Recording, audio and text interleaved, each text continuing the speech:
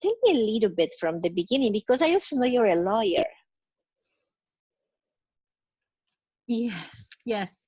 I was, I worked as a lawyer in London for in my 20s, and I kind of felt that my my fate had already been written. My path was already written. It was all mapped out for me: school to university to law school to training, as it was called then, and then into a job. So I followed that path, and I did everything that I needed to do, but I guess it felt more of a duty than something that lit a fire at the front. It was just what I'd expected of myself, that I would go down this path, and so more money than I knew what to do with. And so, yes, I was successful, but in a very, very small sphere. I wasn't worldly wide because I hadn't really traveled. It was a very insular experience. What I did, I just felt I needed more. And then September the 11th happened, and that really started me thinking, I need to look outside of this and explore the greater world, and just try and expand my horizon. Within a month, I'd given all my stuff away and squeezed what I had left into a big backpack, and my old secretary from one of my previous jobs hopped on a plane and travelled to Australia. Wow. Back to the UK to live, and had lots of adventures. But the one thing that became very clear was that travel well, it's not something you do that you can then travel and work and do wherever, which is why I then retrained of different areas, until I found my true love, which is writing, copywriting, web, and my most recent venture, which is Done For You. So that's me in a nutshell, and in between was the scuba diving and everything else that I did. Yeah, so that's me. Yeah.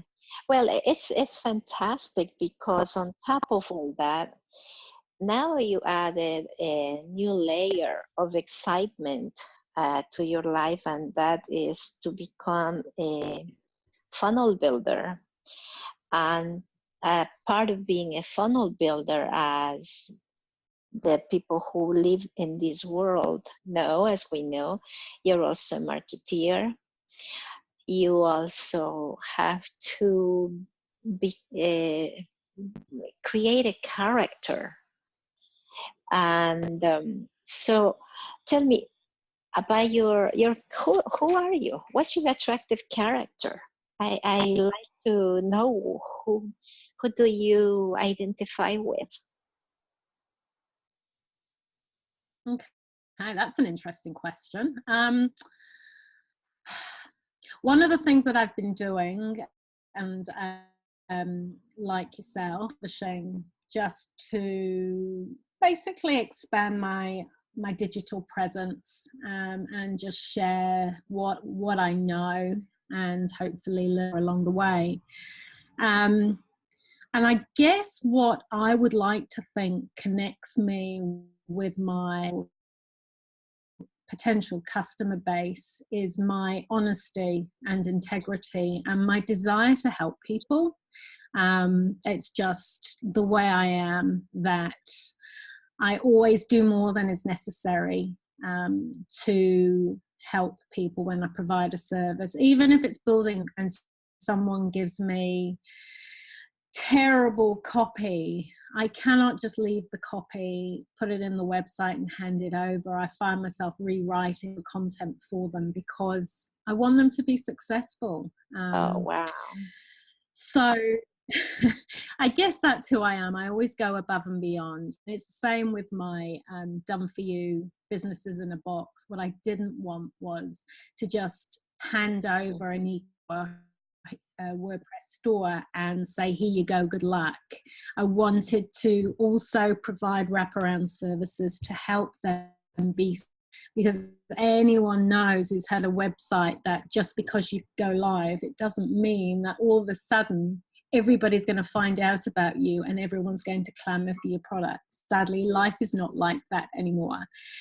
And so that to me is really important too, that I don't just give them a site, but I support them all the way through, because their success is my success. So yeah, that's me, I guess. It's a positive and it's a negative. A gazillion dollars if I just handed over stores and flip them over nice and quick, but that's just not who I am.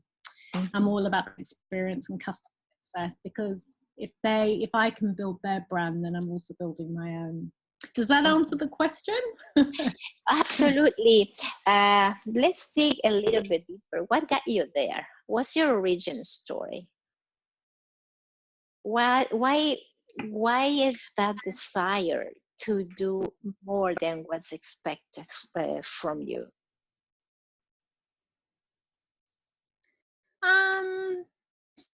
The way I was born.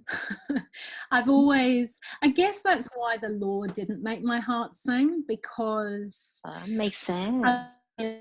Isolation and challenge, but I didn't feel I was helping anybody. I was working for very, very and then when I moved out of London, because I was just sick of the traveling and the rat race and everything else, and I started working at a provincial firm, and my clients were my client base involved smaller matters which were lower value, and that was a real struggle for me, because I couldn't cut corners, and it was a struggle because you have to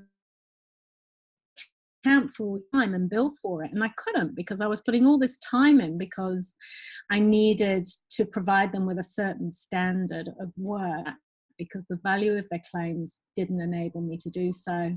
And that's probably for me one of the main reasons why I left the law, because on the flip side of that is the fact that justice is only really available for the rich.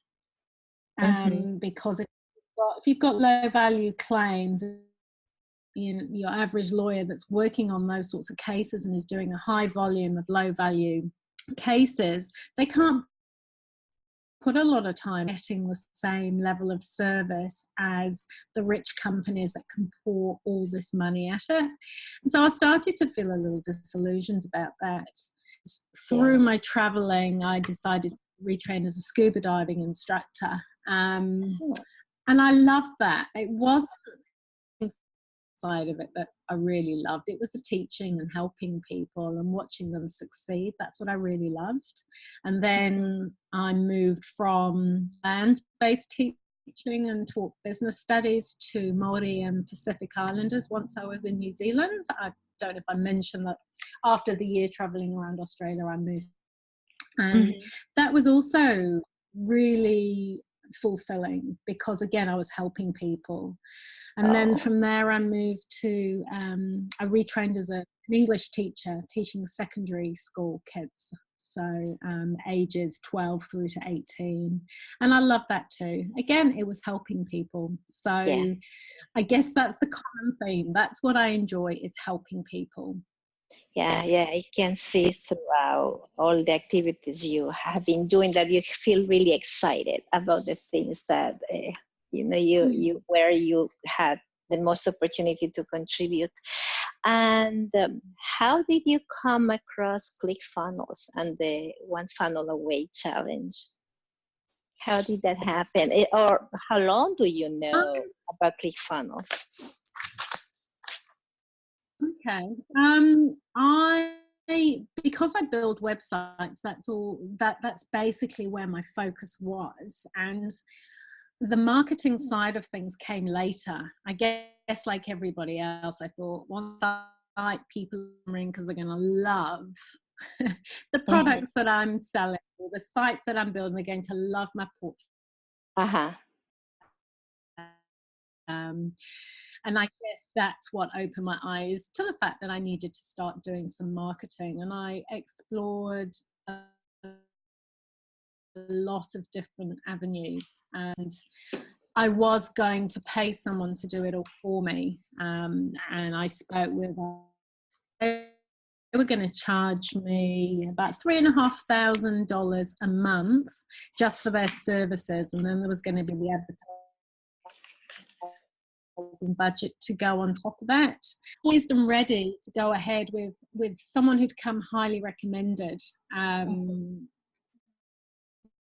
One of Rachel Pedersen's, I don't know if you've come across her on the circuit, but Yes, I she know is Rachel. up there as one of the best consultant for marketing. And Mm-hmm. she referred me to her top student, and I was already and that was going to be not $3,500 a month, but it was going to be a huge amount of money nevertheless for me. Mm-hmm. So I was about to sign up when a friend that I work with, who's a coach and internet marketer, said, you want to be a challenge, and I respect her very highly. We both do ClickFunnels together. Mm-hmm. It's inexpensive, and hopefully I'll learn something. And within the first few days of doing the course, I got back in touch with this consultant to postpone it for a month because I was learning so much that I really wanted to make a more informed decision, because I could see I was going to learn so much that I probably didn't need to pay them to do it for me. Mm-hmm. And I guess also just answering the other aspect of that question, because I'm a website builder, I built my funnel originally with WordPress. And Steve Wilson actually talks about that in the video that he made about how he tried to build a funnel with WordPress, and it was horrible. And I love WordPress for websites, but for funnels, it is horrible. It's utterly horrible. And I was trying to find this integration and that integration to make it all work, like one-click buy now, so that customers don't have to go through the sale. It was utterly horrendous. So that was a constant frustration for me. I just couldn't get it all to integrate. And a friend and a client who owed me some money actually gave me her profit bill another probably a couple of months with that, and that was supposed to be everything all included, and it was a nightmare. Bugs, and every time I got to the next stage and needed something else, I'd contact them and say, hey, how do I do this? You'll have to find software for that. And then I'd find the external software. There'd be a conflict, and they say, oh, well, that's the problem when you party software, we're not responsible. And in the end, I abandoned that and went to ClickFunnels, which is what my friend had. It's beautiful, it's easy, it's intuitive to use, and that's basically how I found myself. Yeah. Wow. Yeah, no, I can only imagine. I come from the days before Excel, when there was Lotus 1, 2, 3, and trying to build a spreadsheet in that, if you did not know a COBOL language, you couldn't do it. So I imagine it's something like that, because I know many people complain about WordPress's difficulties. Yeah. So far, Sharon. WordPress is a different base, definitely not for funnels, but it is good for websites. Yeah, but you have to be knowledgeable, correct? I hear that. I am not technical at all. But I do hear that. Yeah. you have to know, be pretty Yeah, good. no, it is technical. I think it's if you've got a growth mindset towards something, so your mind is open to it and you want to learn, then it's like a sponge. You figure it out. And I guess that's the first time I've ever experienced a growth mindset. With the law, it felt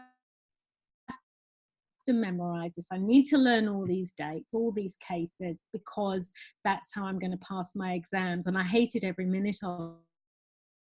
To do with writing, with websites, anything technical. That is obviously what I was genetically, and so for me it's just been like a jigsaw puzzle that you want to solve. It's all come very easily because I just love it. Yeah, and I love creating. Yeah, so wow, I guess good mix of talent. Definitely a variety of different skills. Yeah, that's fabulous. So far, we are starting week 3, correct, of the challenge. That the next week should conclude, and by then we should have a funnel ready. So far, which challenge, which week did you like the best? Or yeah, let's start with the week, with the activity that you like the best. What would you say that is? Okay. I love the it was all about self-belief, and it I guess for me that was the challenge at the start. Was I don't really know a huge amount about internet marketing for me, and do I have the time to do it? Is it going to be beneficial? And just that first intensive videos where they built us up and they made you realize that anyone can do this. You just need to have the right mindset.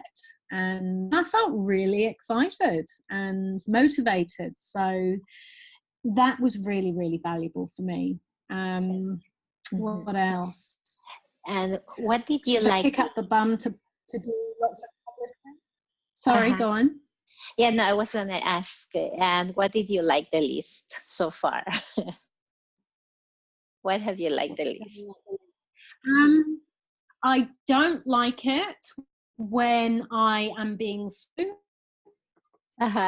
Because, and that happened quite early on from recollection. There was something for 997. I can't remember what it was. And I know we're going to get sold to again with the script, the funnel hacking script. I am not a fan of paying for a course and then have someone selling me something else. So I am probably an internet marketer's worst nightmare because no, it doesn't matter how much I'm not going to go and buy something just because people have placed the ideas in my mind. So in some ways makes it difficult to do internet marketing because I assume everybody else is the same, but clearly they're not. Yeah. So how do you feel about the message of knowing the who and not the how? The who and not the how. That's been very, very valuable learning because when I first went into this, I mentioned that I was looking at signing up with an agency, but I'd also talked to somebody who was a strategist because I actually have 3 different projects on the go, and the KEM Biz in a Box is just one of those. And I had a chat with him on Skype, he basically sucked out every bit of enthusiasm and vision that I had and told me everything wasn't going to work. It was quite awful, actually. And he persuaded me to leave my business in a box project and leave my e-commerce store project and just focus on building website, because everything else was just too difficult and impossible. And he was going to get me to do, and he was going to Facebook ads instead. And it's only through time that and through dealing with him that I realized that actually all he does is face, and he was trying to steer me towards what would get him the most revenue because he knew how to do it. Once I realized that, I stopped working with him. But what he'd said, there is a point to this story, but you need to start learning about all this stuff. You need to learn about Facebook advertising. You need to learn about everything. And until you do that, you cannot launch, which is the complete antithesis of what Russell and Stephen have said. And that to me was just music to my ears when I heard that if you sit there and worry about all the hows, you'll never launch a project. And that's exactly why this guy isn't successful, because that's exactly. So I let him be, because he was not good for my business and my enthusiasm and everything, telling me all the wrong stuff. So yes, it was absolutely priceless to learn those things and realize you don't have to be a master of everything, that you can always find the who's to do them. Yeah. It was like it was relieving a weight of your back. Yeah, absolutely. And I remember it, the line where they said, if you try to do everything yourself, you will fail. And that was one of the most valuable lessons I learned in the One Funnel Away challenge so far. Fantastic. So what are your plans if you have an incomplete task or challenge to do, if after the 30 days, if you haven't been able to complete? So far, how are you doing with the challenges? Have you been completing them all, or how is that going for you? I've been publishing every day, and awesome. I've embraced the notion of putting myself in front of video and recording it, and I do feel I'm finding my voice and getting better at that, so that in itself is huge. For me, I think the funnel, I know Stephen says no one's special, it's always the same, but the more I've asked questions on the Facebook group, the more I have been discovering that the structure of the doesn't actually suit every product. And there is reference to high ticket items and webinars. And I think for me, that's where I'm going to end up going, because my product is a high ticket item. It's a done for you e-commerce store built on words, with wraparound services, marketing, courses to help with social media presence, the whole. Yes, very comprehensive. One another. So there's a lot. It is, and it's not a low ticket item. It's a high value item, and I think it needs to be dealt with differently. And I don't think that separate pages for sale, upsell, downsell, one-time offer really applies here. For that very reason, I think it all really needs to be laid out on the one page with a video presentation or explaining everything as well. So my feeling is that while I'm getting a tremendous amount out of this, it won't be a matter of plugging in all the bits and pieces in the funnel and being ready in 30 days. So I don't think that I already have my funnel anyway. But what we'll be doing is learning more about the sales copy. I think that bit's going to be priceless for me. So one way or another, at the end of the challenge, I'll be very close to starting to run ads to a funnel. It just may not be the structure that they're talking about for affiliate marketing and lower value products.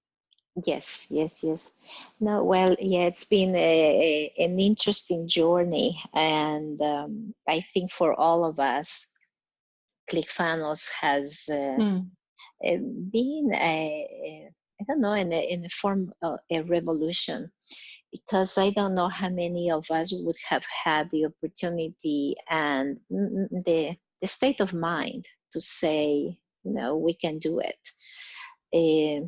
We all have these false beliefs, correct? And Oh, yeah. knowing all that we are learning in these lessons, and for $100, I don't think you can have a better deal. It's the best money I've ever spent in my entire life. Absolutely. Oh, I'm Yeah. with you. That's my opinion as well. Sharon, I want to thank you so much for your time. It has been wonderful in speaking with you, and again, I am so glad that I'm able to share ideas with the listeners from people who are actually working. They are established business owners. You know, ClickFunnels and the 30-day challenge brings everyone together. People with years of experience who have already established business. Yeah. As well as people with it does. I don't know about for you. I hope it's been the same for you, but for me, I have a much bigger circle of people who have expertise in different areas that I can call upon. We can give moral support to, and that in itself is invaluable. Those connections are priceless. Yes, yes, and people who are pretty much in the same frame of mind is also fabulous to have that. Absolutely. Again, Sharon, thank you so much for your time. It's like your own little team. You're most welcome. Good to talk to you, Katy. Same here, and you have a wonderful rest of the day in that beautiful new country. Thank you. Your day's come to an end. Thank you, Sharon. Have a wonderful Thank you. Yes, bye-bye now. Take care. Thanks. Bye-bye.